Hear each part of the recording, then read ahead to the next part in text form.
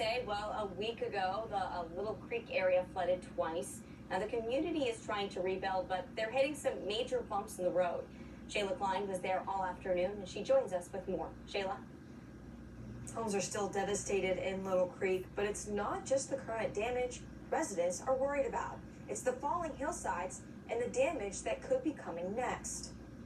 You know, these mountains they're big, they're strong, they're powerful, and I feel like they're starting to sort of take back what's theirs. It was a little bit like revenge, maybe. Landslides on Little Creek Road are burying houses with sand.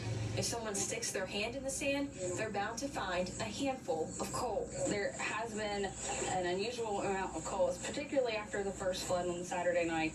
We were just watching coal pour out of the mountains, pour down the stream, chunks, small pieces like a sandy beach, but it wasn't sand, it was coal. It was coal dust. Now, neighbors were wondering where all this coal was coming from, but just a few miles up Slaughter Creek Road, we found this strip mine. Little Creek residents are hoping that they don't have a bigger problem to contend with. The landscape's changing every 10 minutes. It looks different every time I blink, essentially. The elderly who live on Little Creek Road are begging for help.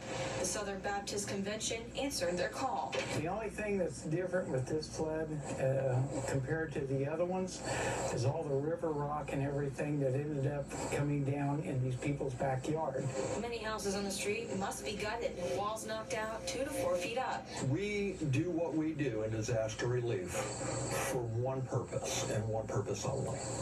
And that is to share the love that Christ shared with us when he died on Calvary's cross, and to share that love with those during their time in need. A 50-year-old church is facing a bulldozer. What was once a parking lot is now just a creek. It's heartbreaking. I mean, it's never going to be the same. It looks completely different. There's pieces of yards that are gone. There's pieces of homes that are gone. With a landslide on one side and the concrete falling into the creek on the other side, the Little Creek Church of Jesus Christ has little hope that the church can be repaired. It's a huge loss for the community and its members.